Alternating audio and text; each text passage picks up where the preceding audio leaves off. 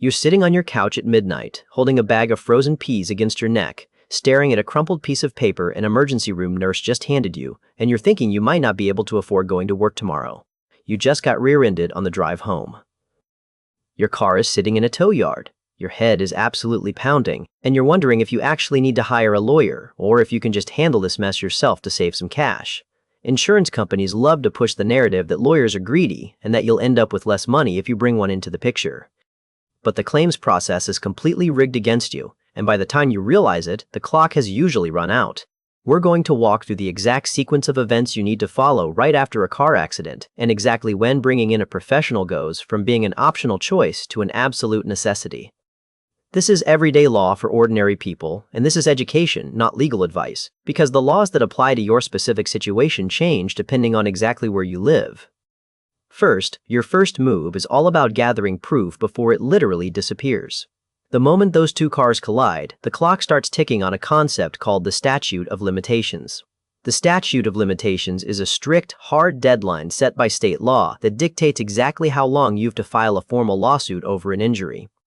If you miss this deadline, you permanently lose your right to get a single dime from the person who hit you. This deadline varies wildly by state, sometimes giving you just 1 year and sometimes giving you as many as 6 years.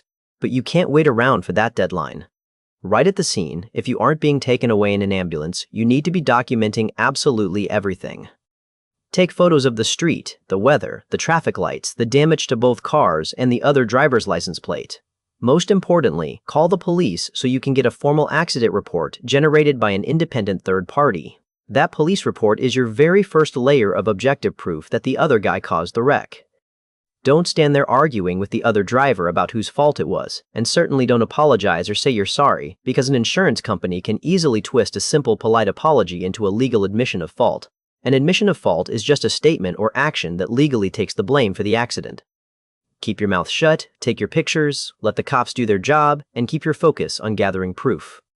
Second, your next priority is getting checked out by a real medical professional, even if you think you feel completely fine. When your body gets thrown around in a heavy metal machine, your adrenaline immediately spikes, and that adrenaline masks terrible pain. You might walk away from a destroyed car feeling totally invincible, only to wake up 3 days later completely unable to physically turn your head to check your blind spot. You need to go to an urgent care clinic or an emergency room immediately. Don't try to be tough and just shake it off.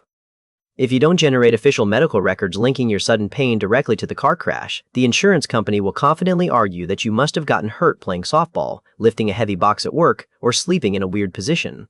They'll ruthlessly use that mysterious gap in time against you. In the legal world, your physical injuries are officially known as damages.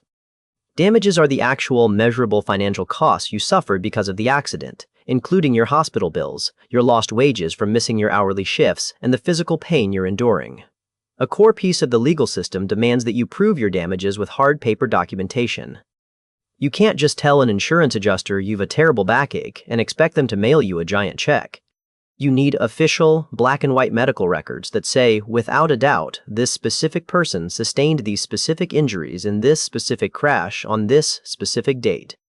Third, your third step is officially reporting the event to your own insurance company. Pain and suffering is the legal term for the physical discomfort and emotional distress you had to endure because of the wreck. If you only had a quick trip to the clinic and a few bruises, you might reasonably decide to calculate that basic math yourself, take their lowball offer, and happily move on with your life. You don't necessarily need to hire a lawyer for a minor fender bender that just resulted in a single, minor doctor visit.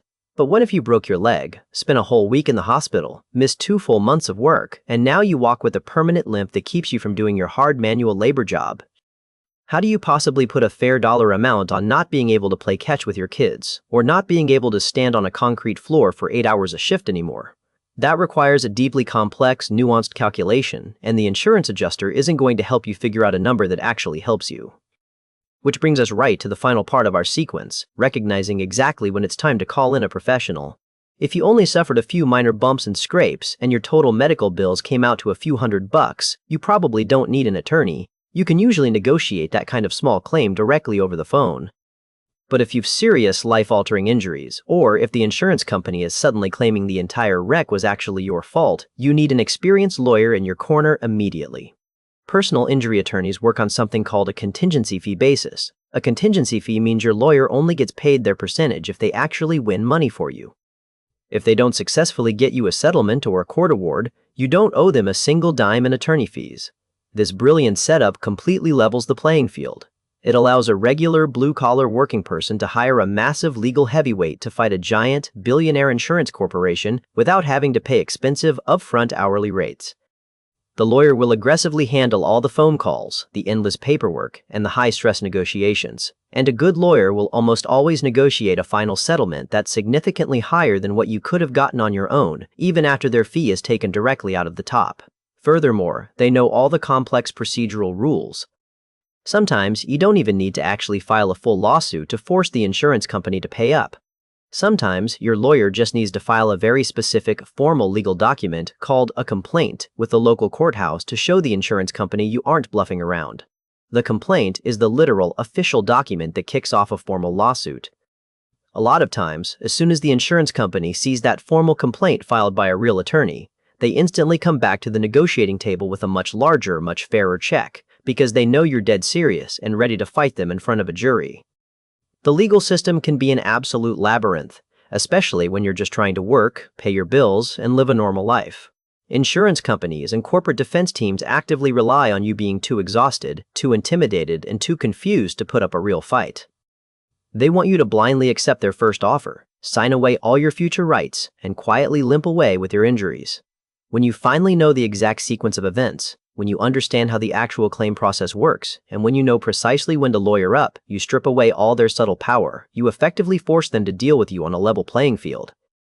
If you're ever caught in a terrible situation like this, take a deep breath, rely on your documented proof, protect your physical health, and don't ever be afraid to escalate the fight to a qualified professional if the stakes start getting incredibly high. Your family's future, your steady paycheck, and your overall peace of mind are absolutely worth defending against anyone who tries to lowball you. Have you ever been in a scary car wreck and had to deal with a slick insurance adjuster? And if so, what was the most frustrating part of the entire ordeal? Tell me your exact story down in the comments below. If this breakdown gave you the actual roadmap for navigating the insurance maze, please pass this video along to a coworker or family member who might be stressing over a dented fender right now. And make sure you subscribe to Scribble Law so you always know the actual rules before a massive corporation tries to play games with your wallet.